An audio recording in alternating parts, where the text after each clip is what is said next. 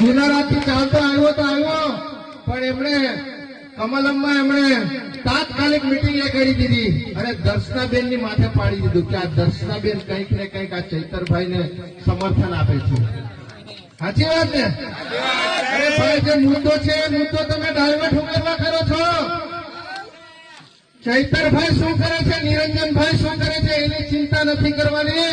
તમને અહીંયા ગાડી ખુરશી પર ધારાસભ્ય દર્શનાબેન ને બેસાડ્યા છે, સાંસદ સભ્યને 30-35 વર્ષથી બેસાડ્યા છે. આ રસ્તો બનાવવાની જવાબદારી તમારી છે, કેમ કે સરકાર તમારી છે. આજે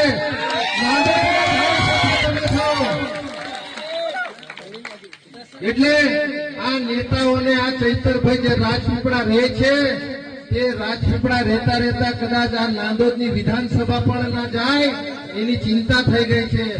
એટલે હમણાં એ બહુ મોટી મોટી વાતો કરે છે. નિરંજનભાઈ પર પ્રહાર કરી દે છે, ચૈતરભાઈ પર પ્રહાર કરી દે છે, પણ ખરેખર તમારે જે વિકાસ કરવાનો છે આવા ગામડાઓની મુલાકાત લો કે ખરેખર એ ગામડાઓમાં શું સુવિધાઓ જોઈએ છે.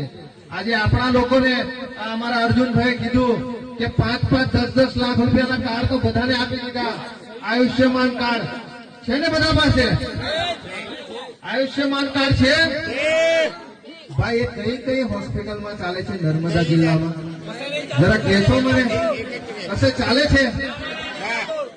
5 લાખ રૂપિયાના કાર્ડ આપી દીધા, મોટી મોટી લોભામણી જાહેરાતો કરી દીધી, પણ આખા નર્મદા જિલ્લામાં આ 5 લાખ રૂપિયાનું આયુષ્યમાન કાર્ડ એક પણ હોસ્પિટલમાં ચાલતું નથી. ચાલે છે?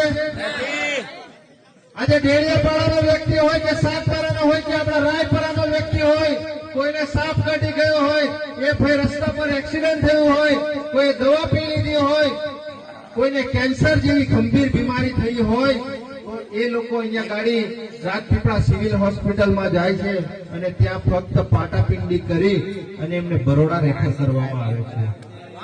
અને જેટલા લોકોને બરોડા રેફર કરવામાં આવે છે, જેટલા લોકોને બરોડા રેફર કરવામાં આવે છે એમાંથી 90% કેસ એ લોકો મૃત્યુ જાહેર કરે છે. અને મરેલા આપણે એમને અહીંયા ગાડી ફક્ત અંતિમ સંસ્કાર કરવા માટે લાવવામાં આવે છે. સાચી વાત છે ને? આજે તમે ઘણા બધા લોકો અહીંયા ગાડી જાઓ છો તો અહીંયા ગાડી ડોક્ટર સાહેબ ને કહો છો કે સાહેબ અહીંયા ગાડી અમારા માણસોનું સારું થતું હોય તો તમે સારું કરી દો, અમારી એટલી કેપેસિટી નથી કે અમે એમને બરોડા સુધી લઈ જઈએ. સાચી વાત ને? પણ મિત્રો, ક્યાં સુધી તમે આનો ભોગ બનતા રહેશો? હજુ ક્યાં સુધી તમે આ એક